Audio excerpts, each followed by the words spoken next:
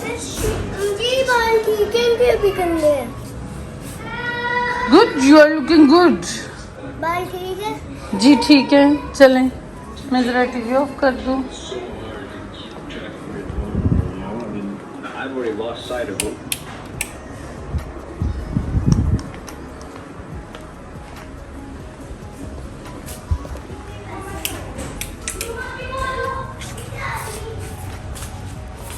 चलो नीचे चले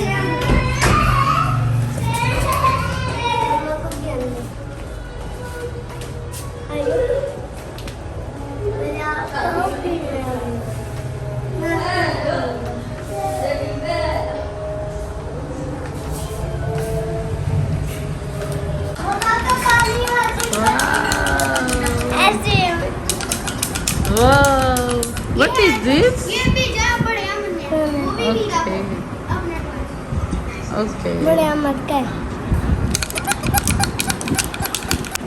ये देखिए थोड़ा बकवास नहीं करते।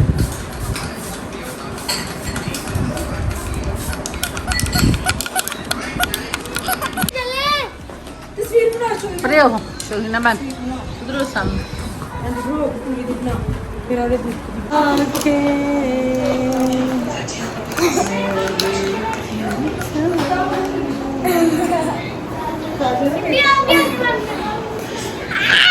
बस इसके दुपट्टे की तो सारी शो थी। नहीं आंदा पे अच्छा बस नहीं आंदी तेरे बुद्धू की बंद कर।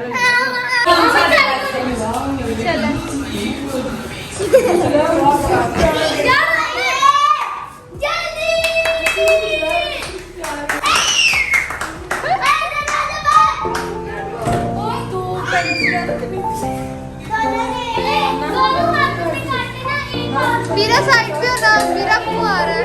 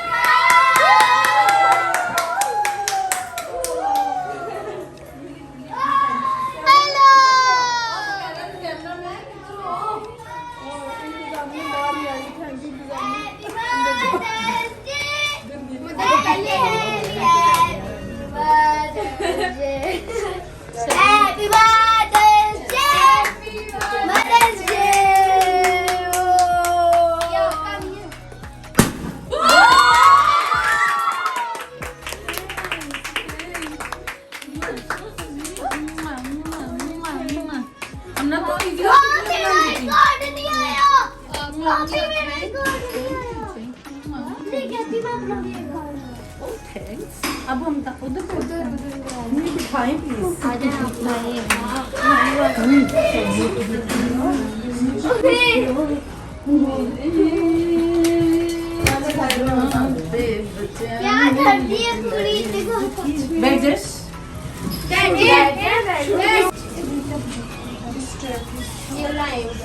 नो नो नो खाने का मन कर रहा है उठा जा।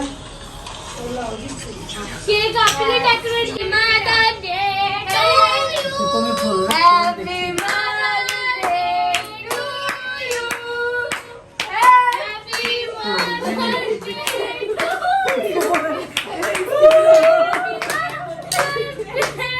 कितने कट मारिए।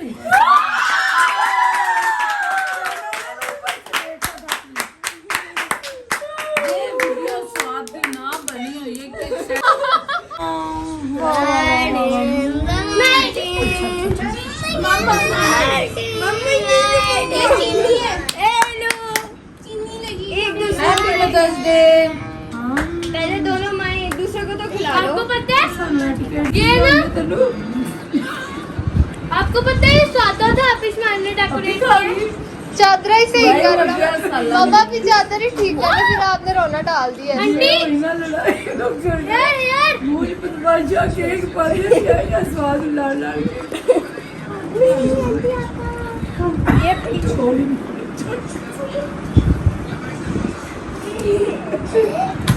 थैंक्स। आपको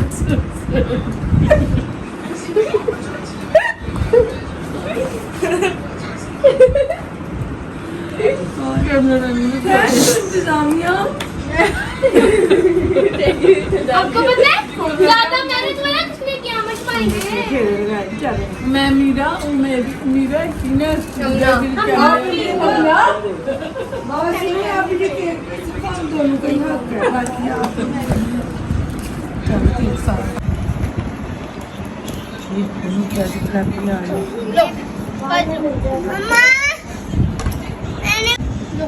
चल वो बना लेते। ये किसने इतना लंबा लिखा है? तुम्हारे पापा ही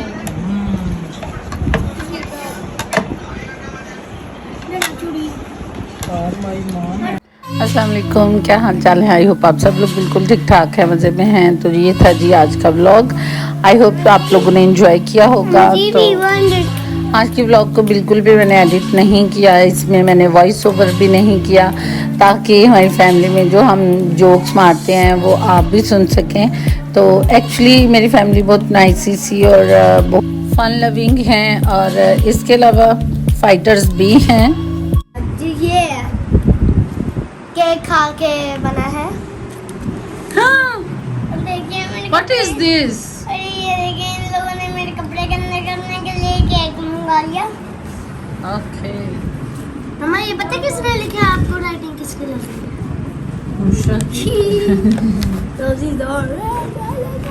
नाम तो नहीं ना लिखा, लास्ट पे लिखा हुआ था मेरे वाले पे, लेकिन ये कार नीचे गिरा हुआ है।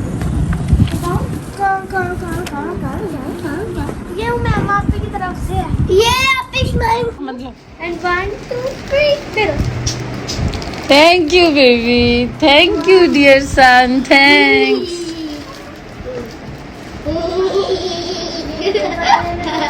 Thank you so much, thank you so much.